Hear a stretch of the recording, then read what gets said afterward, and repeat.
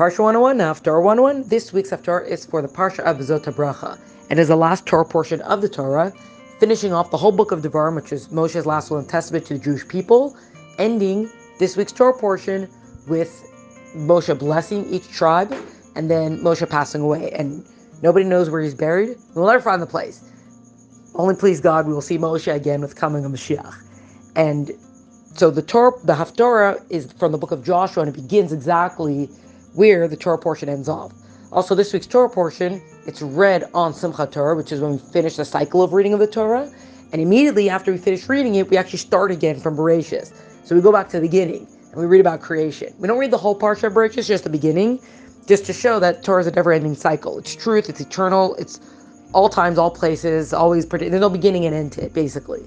So, however, the focus is still kind of on Vezot Habracha. This is when we read this Parsha.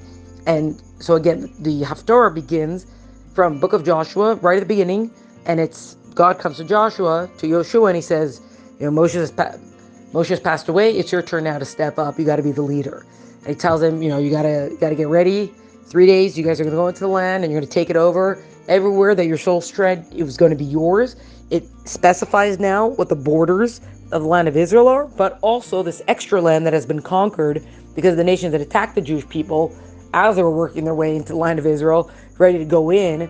This is also going to be your land, etc. And a whole message of be strong and be courageous, etc. And then Yehoshua now tells the tribes, okay guys, get ready, we're going to go in. And specifically to the tribe of Reuven, Gad, and half of Manasseh, because those 2.5 tribes took land that had been conquered. They wanted to set up land on the east of the Jordan River, because they were going to cross over the Jordan River to get into the land of Israel, and they wanted the land to the east. And the condition was, you can have this land that had been conquered, but only if you help the rest of the Jewish people, as in the tribes, your brothers, etc., to conquer the land. You can't just set up camp and start building your homes. Nobody else has their land yet. You can't do that. So you got to promise you're going to do this. And when Yehoshua comes to them, it's like, hey, remember, we got to go conquer the land. They right away say, yes, of course. We're going to leave the woman, the cattle, we'll leave here, and we're going to arm ourselves and go help to conquer the land. And it's all just fortify ourselves. We're going to follow you just as we followed Moshe. God should be with you as he was with Moshe, etc. So it's actually kind of just a narrative, a story narrative, but with a lot of positive and encouraging words of strength and unity and things like that. And it's interesting because you have this chazak message to be strong and to be courageous is multiple times. And the first time, it's Hashem saying it, they're very close together. First time, Hashem saying this in regards to the land of Israel. Then he's saying this in regard to the Torah. Keep the Torah, meditate upon it, right? Learn it. And it's not just keep it close to you.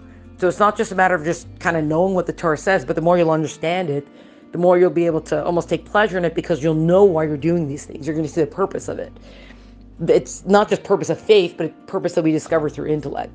And then again, be strong and courageous when it talks about going to war to basically conquer the land. So this is kind of just a sidebar sort of thing, just not really taken from anywhere, but it's interesting. These are the 3 things in reference to it. It's almost as it speak it to us today, not almost as if, of course, the Torah speaks to us today. And it's when it comes to the land of Israel, we should be strong and courageous to fight for it, to fight for our land that was given to us by God himself, not because anybody else voted on anything, but because this is our land. And so we should not back down or be weak in our commitment to it. Of course, when it comes to Torah mitzvah, this is a good time, Simchat Torah, rejoicing with the Torah, celebrating the whole reading of the Torah, but it's a good time to be strong and courageous in our commitment to Torah mitzvah, in reaffirming our commitment and even strengthening the commitment to Torah study, to practice of mitzvah, sharing it with others, etc.